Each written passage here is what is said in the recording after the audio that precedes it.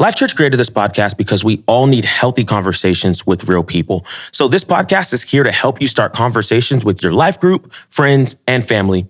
Now, on to the show.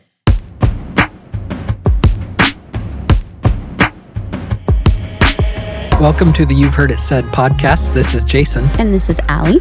And I have that special surprise I told you about, Allie. I feel like hearing you say special surprise is a trigger for me. Okay, so you mentioned last time we were talking about this that our goal for the season is to show people how to make meaningful friendships with people in all stages of life. Yes. So this week, we're talking about the value of mentoring relationships. Mm-hmm. And the big question we're asking is it possible to find someone who's a step ahead of me to help me answer big questions? Right. So the reason that a lot of us don't have mentors is probably because we're afraid to ask people, right? Right. And yes. Allie, for the record, we talked about this and you told me that we could do this. I mentioned this as an idea, not for you to actually do it. So for this week's experiment, we picked someone that we know that you would love to have as a mentor, and you get to ask them. What? No, stop. Yeah, just do it for the podcast. Oh my gosh. I mean, obviously, do it for yourself. It's going to be great. Okay, well, on the bright side, I feel like I have spoiled your surprise slightly because I already know who you're going to have me call. Would you sneak around or? No, I didn't. Somebody let it slip in a meeting, and so I figured out who it is. That sounds made up. Okay, but I feel like I'm even more nervous now that I know who this person is because I really, really like this person. Perfect. So you're telling me that I'm just supposed to call her and be like, yep. hello, person that I admire very much. Would you mentor me? Yeah, we're going to bring her on right now. There it goes. Okay.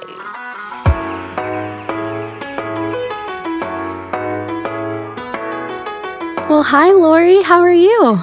Doing really well, Allie. How are you doing? I'm doing well. I am a little nervous because Jason likes to put me in uncomfortable situations. He's good at that. Uh-huh. Yes, I think it's a spiritual gift of his. So. Right. I agree.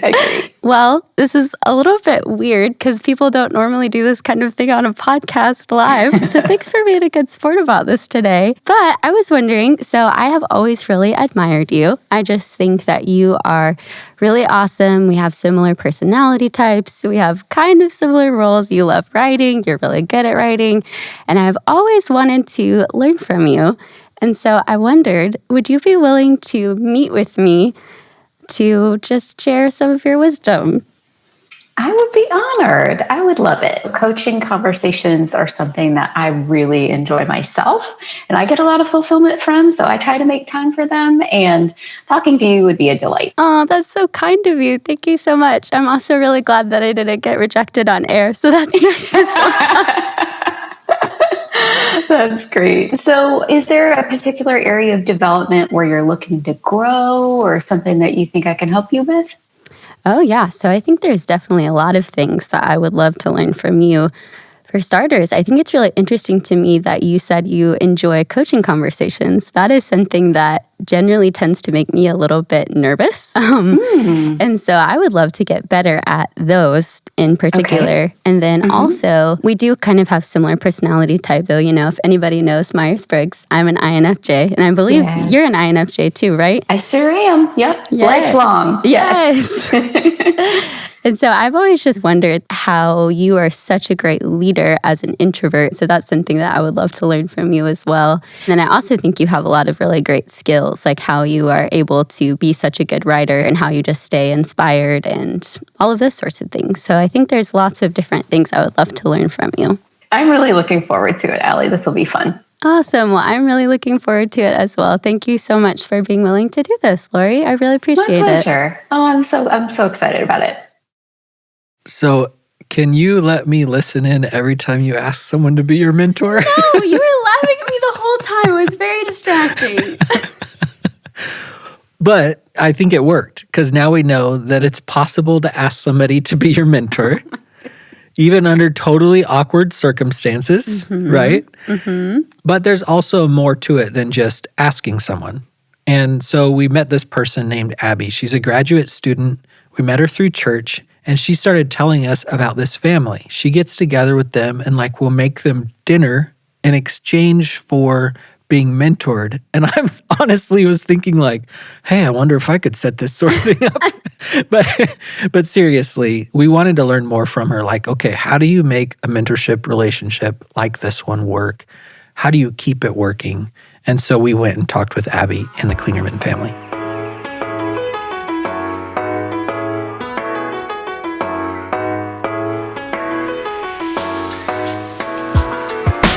Well, Abby and Matt and Kaylin, thank you guys so much for being on the You've Heard It Said podcast. We're so excited to have you. So before we get started, could you guys just tell me a little bit about yourselves? Well, man, thank you guys for having us. I feel like this is just an honor. I am a first-year grad student at OSU studying speech pathology, and I've been going to Life.Church for a long time and have gotten to know Kay and Matt over the past couple of years. Yeah, and I'll speak for Matt and I. We have been married almost 9 years. We have 3 little ones and a 4th one on the way. I've attended Life.Church for about 14 years and had just the honor to come on staff a couple years ago as the LifeGroup's Life Missions project leader here in Stillwater. And Matt, if you want to add.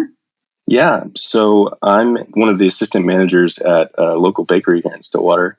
And yeah, I've been attending Life.Church for about 9 years, right? When Kay and I met and fell in love and got married, she said that Life.Church was their church home, and I gave it a shot, and I've been in love ever since. Well, thank you guys. So Abby, I met you last year, and you just casually mentioned that you make dinner for this family, the Klingermans, once a week in exchange for their time and their wisdom. And so we all wanted to know more. So can you tell me what inspired you to do that and how did you get started? Well, I think I've been really blessed and fortunate to have a lot of great mentors in my life over the years. And I don't know, I was just in a season where I was serving, but I wasn't really being poured into as much as I probably should have been. And I was actually getting to serve with Kay as a weekday volunteer with the LifeGroup's team. And I don't know, just the more I hung out with her, the more I recognized that she was one of those people that I could learn a lot from. I just really always enjoyed our conversations, and she always had so much time for me. And just, I don't know, the more that I got to see her family through babysitting for them and just her relationship with Matt, the more obvious it was to me that I had a lot to learn from them. And well, Kay and Matt are like the busiest people that I have ever met. Like they both have full-time jobs and they're full-time parents. And I don't know, I feel like when you ask someone to mentor you, you're kind of asking them to do you a favor. And so by me asking if I could bring them dinner, I felt like I wasn't adding something to their schedule, like everybody has to eat. So that's kind of where that came from. So I feel like a lot of us can relate. You see somebody at church that you really want to learn from, but I feel like taking that step to actually ask somebody to spend intentional time with you takes a lot of courage. So what were you thinking and feeling when you decided to ask them to do that?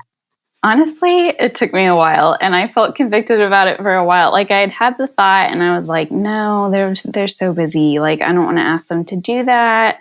And I don't know. I just think they're in like the next season of life that I'm not in right now. I mean, I'm in grad school. I'm not married. I don't have kids. But when I'm in that season, I want to embody a lot of the values that I see in their family.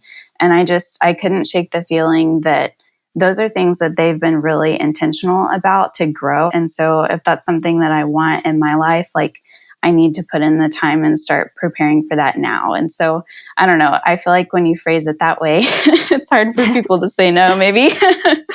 But I really value their friendship, and it was a lot easier since I was volunteering with Kay and hanging out with their kids, and we already had a relationship. And I think that's what mentoring ends up looking like a lot of the time. I mean, it's people that are already in your life. I think everyone has someone that they look up to and someone that they think, man, I could learn a lot from them. And it's like, we could make this a more intentional time of me learning from them instead of just random here and there. And so it was scary, but it was worth it. Yeah. So Kaylin and Matt, I'm curious, what were some of the initial thoughts that you were having when Abby asked if she could bring you dinner once a week?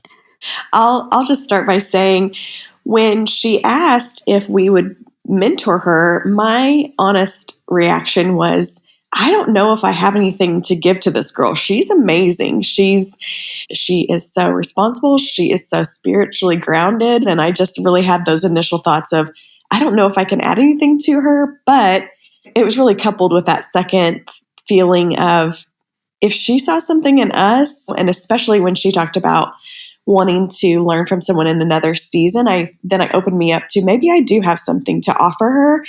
I definitely gave her a little fight on the dinner thing. It's not easy for me to accept just kind gestures and help, but she is an amazing cook. If anybody knows Abby, they know that you would be silly to turn something down from her. But she really just cast a great vision of how that's the way that she wanted to serve us. And it was just a way for us to come together through a meal, not have to worry about the dinner time rush. And so it just worked out really beautifully. Yeah, I didn't put up as big a fight on the dinner part. I was really excited for that. But no, I had mentored a few younger gentlemen before. And so it was a little bit more for me to wrap my head around when it came to Abby asking us to mentor her, just because I just didn't know what that would look like as far as what I could contribute to it. But I know that I'm married to an amazing woman, and I just kind of decided that I was going to follow her lead and add wisdom where I felt like I had wisdom to add. And honestly, the way it ended up working out was that I learned more from Abby than I feel like I contributed to her. So it was just a really awesome situation. I would just like to say that I was like shocked to learn that they thought that they wouldn't have anything to contribute to me. Like that never even crossed my mind. I feel like every time I see them and interact with them, I learn something. And having mentored other people, I feel that a lot, actually. Anytime somebody asks me to mentor them, I always had that initial feeling of, okay, do I have anything that I can add to this relationship? Yeah, that's so interesting because I think we often think about how intimidating it is to ask somebody to be your mentor, but I don't often think about how to be on the receiving end. You might have all of these fears about like, oh, I don't know if I'm the right person for this, or what if I don't have anything to offer? So how did you decide to push past some of those initial fears and just go for it?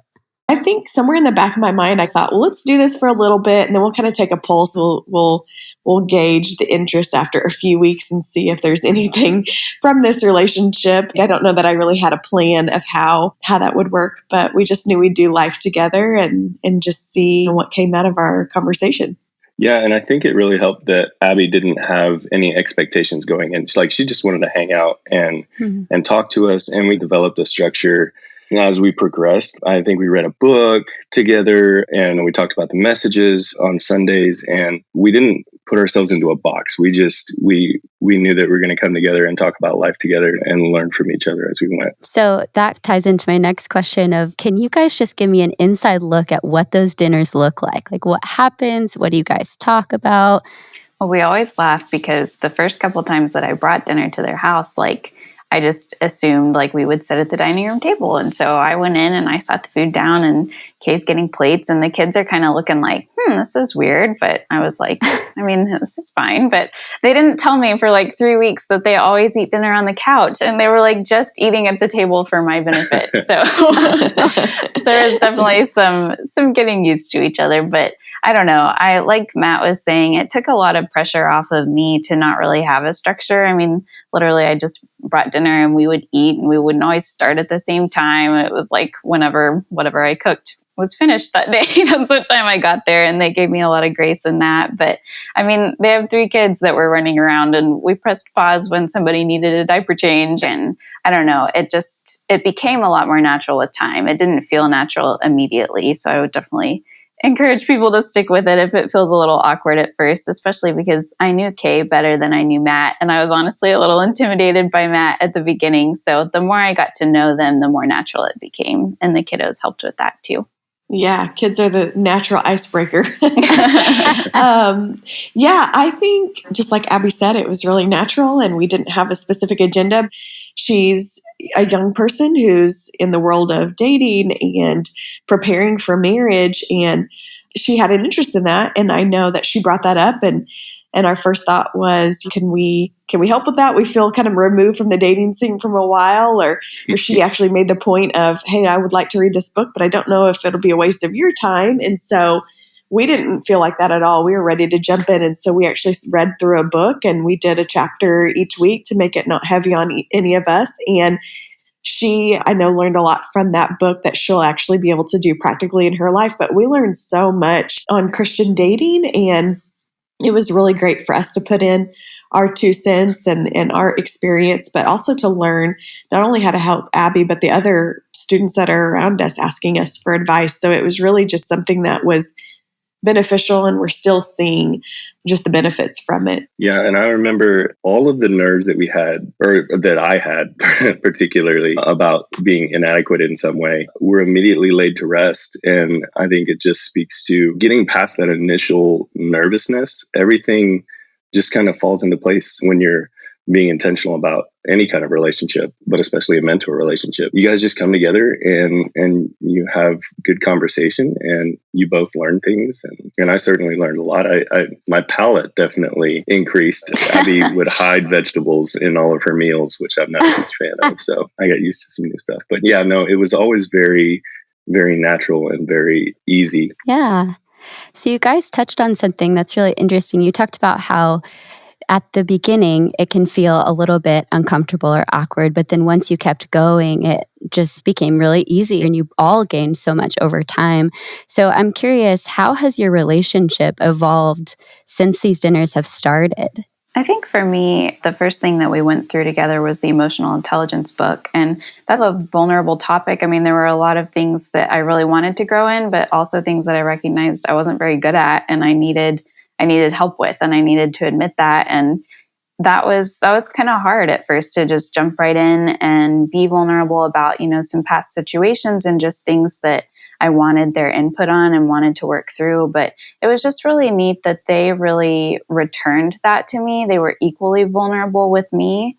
And I was able to see that there were still areas that they were growing in the emotional intelligence. And we all had different strengths and different weaknesses. And I just felt like I learned so much from them being willing to be open with me and to be real with me. And they weren't pretending like just because they're in like this next stage of life that they have it all figured out, or that their marriage is perfect, or they make all of the right parenting decisions. I don't know. Just their willingness to be vulnerable with me gave me a lot more like insight into their day-to-day life and what that actually looks like, and what pursuing Christ together in their marriage and in their family looked like. And I feel like that made me feel a lot closer to them. And now they feel like my Stillwater family. Like this weekend I sat with Kay and Matt at church because they're my people, and they became my people because they were willing to be vulnerable with me. So I can't tell you how much that means to me.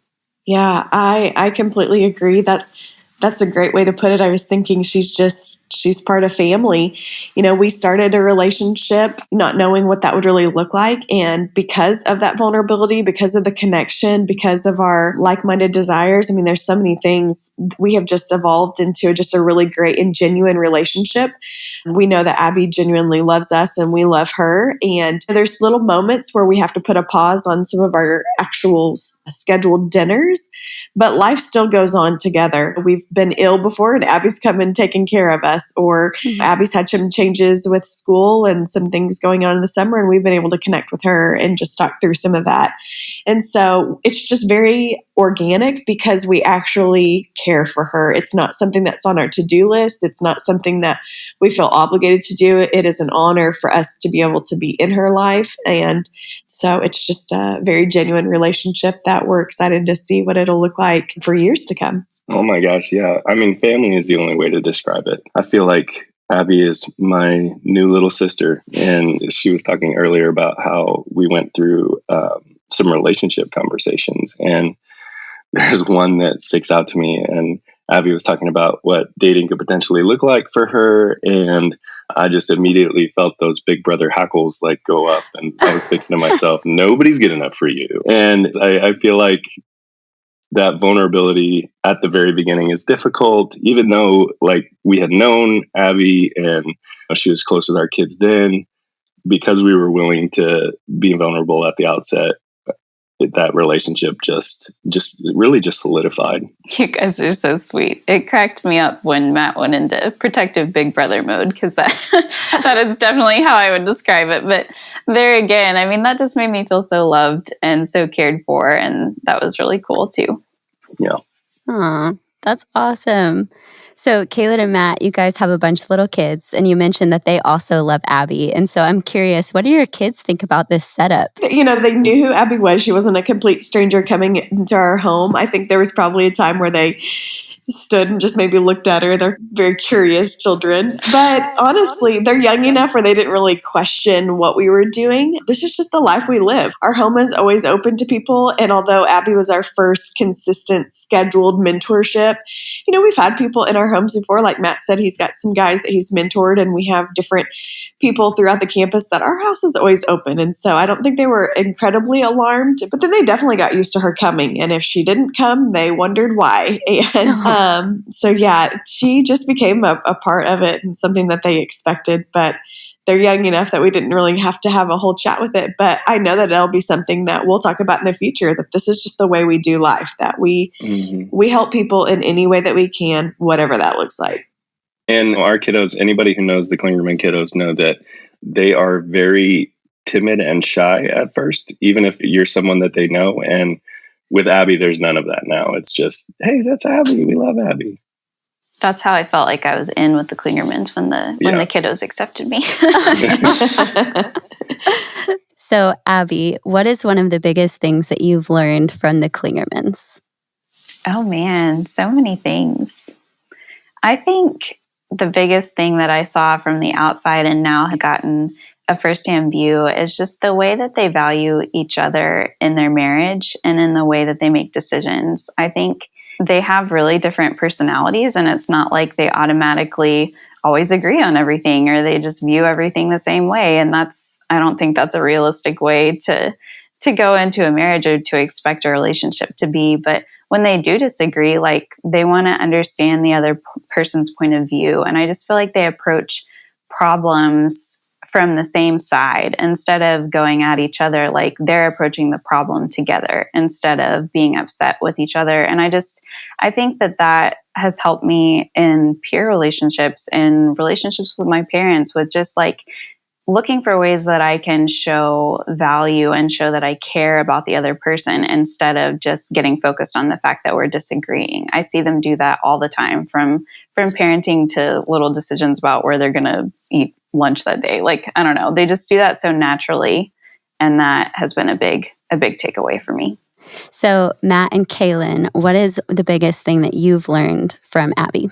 Oh man, I think one of the biggest things I've learned from Abby, and I don't know that I've even told Abby this, was, she talks about how busy we are, and we definitely are busy, but she is too. She's a grad student who is at the top of her class. She leads a life group. But one thing I've really learned from her is she is very disciplined when it comes to her time with God, with her time with other people, her eating habits, her exercise habits. And it's just let me see that we choose what we fill our days with, and we can go around saying how busy we are, but Abby has made it work. She does all the right things. She does all the extra things, and she still takes care of herself and her relationship with God. And it's really inspiring to see someone who has just great discipline and great habits in their life, and really inspires me to restructure my day.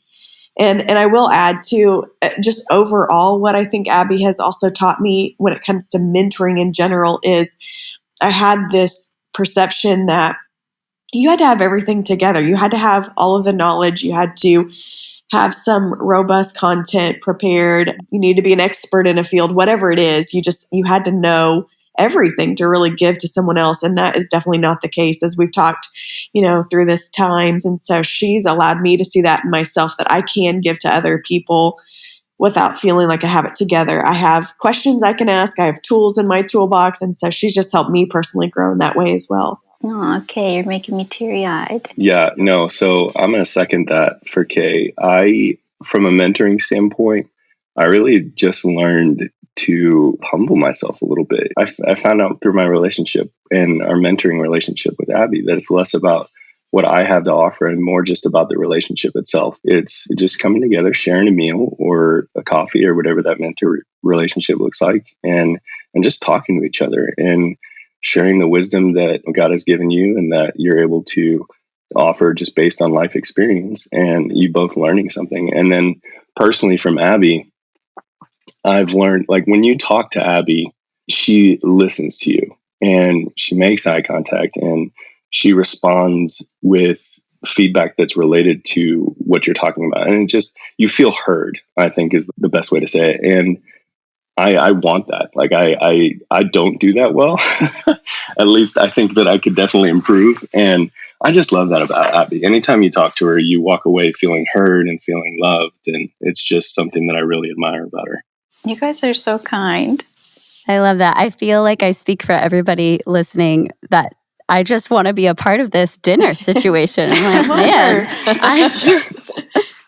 So for anybody listening who really wants to find this for themselves, but they're just not really sure how to start, if you were going to give anybody advice on how to initiate and maintain a mentoring relationship, what would you say?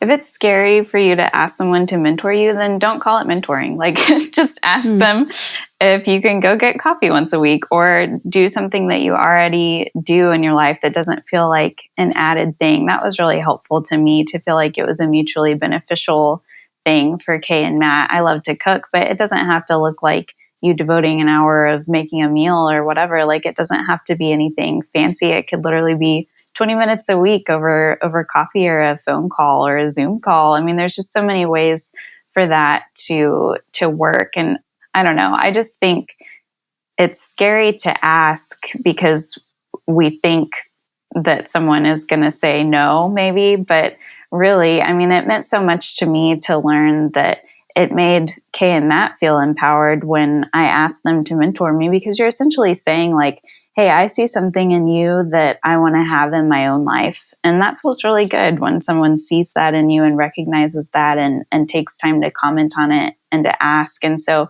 even if it doesn't work out or like it's a short time of mentoring, like, you're going to bless them by asking. And I think that honors God, that desire and that willingness to learn. And so if you can just make it less about you and less about calling it mentoring or having a specific structure and more about just learning from the people in your life, I think that helped me a lot. That's so good. That's really good. I love that part that you were saying, don't call it mentoring. That's mind-blowing, right? I was thinking about, there's different types of mentoring, and Abby has described something where it was just a general, it was the next stage, just kind of a broad mentoring. And so I think that's something that you just look around and see who has something that I think I could learn from. Like she said, who's doing something well that I want to learn from. And it's as simple as that. And then there are people who want to have a mentor in a specific area. Some of those you can see, but sometimes it's harder to know who's gone through whatever or who struggled with something and could really help. And so just from my side of things, I know that the staff at each of the campuses have a great list and have a great eyes on different people that are in our church and that are in our community who love to help people. And so never be afraid to ask someone around you, hey, I'm really wanting to grow in this area. Who do you think could be helpful? And so ask for help. Don't feel like you're only with what your eyes can see.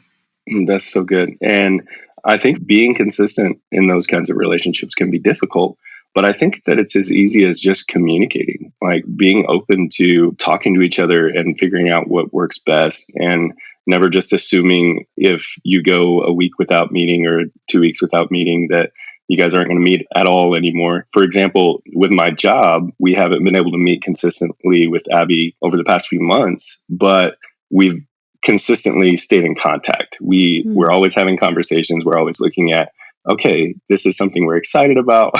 we want to keep meeting with you. When can we start this back up? So it's just always being open to having those conversations and never just assuming because you've missed one or two or that you guys haven't talked in a week or so that either one of you isn't wanting to meet anymore.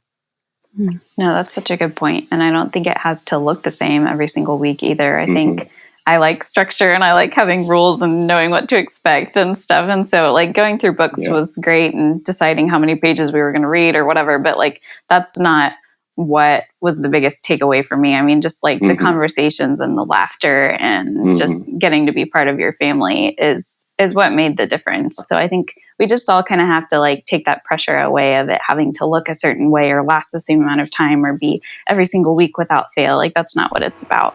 Wow. Well, this has been so good. I'm so inspired just hearing your story of meeting together and just the way that all of you live your lives. So thank you so much for being willing to share your story. And thank you so much for just the way that you live and the way that you guys are being the church in each of your different seasons of life. Gosh, thanks so much for having us.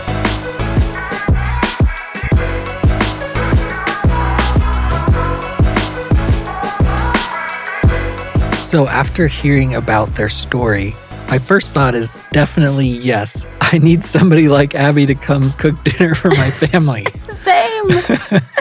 But like seriously, I love how Abby said that she wanted to make it really easy and possible for the Klingermans to say yes to her. And she thought about the fact that, yeah, they need to eat dinner. And that's something she knows how to do and even enjoys. And so she offered it. Right. And maybe for you, dinner is not your thing, and that's okay. For me, nobody would actually appreciate if I brought them dinner because it would be burned and like awkward and gross and they'd have to pretend to like it. But I am a really good babysitter. So in college, I remember one of my favorite things was babysitting for families at church. And then I would stay for just like a few minutes after they got home and ask them a question or two. And that was a mentoring relationship too, even though I probably wouldn't have called it that. And I think like we need to know, like not every friendship or mentorship is going to look like Abby's, and that's okay.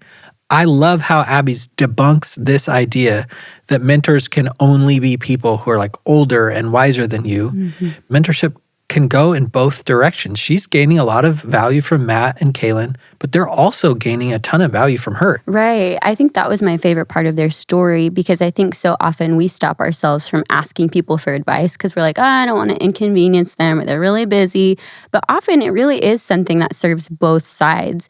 And so it just reminds me that mentoring may not always look the way you expect it to, but having wisdom requires a willingness to ask for it. So, I mean, just look at James 1:5, right? Like it says, if you need wisdom, ask our generous God and he'll give it to you. And so the asking precedes the wisdom. And so it's the same with other people in our lives. If we don't ask them, then we won't gain what they offer. Right. And I love that we talked about the idea of an unofficial mentor because I can just think of so many people in my life who have mentored me. It might have even been like one time going to coffee.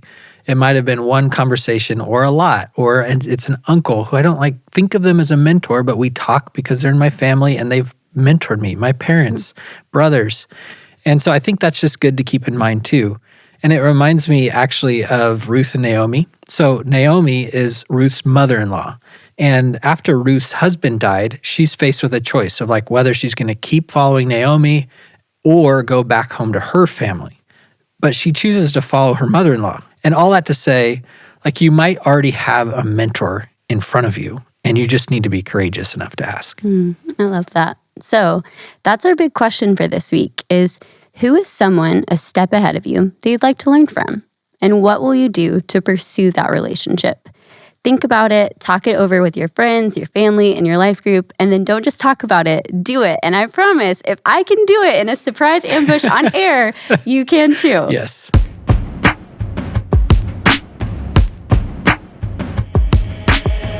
Hey, it's Jason.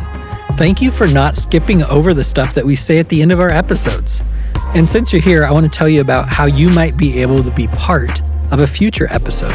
And not just the part at the end either. If you have a story of how God is changing your life, we'd love to hear it. And it's pretty easy to share it with us too. So you just send it to us at www.life.church/my story. Thanks, and have a week as awesome as you are.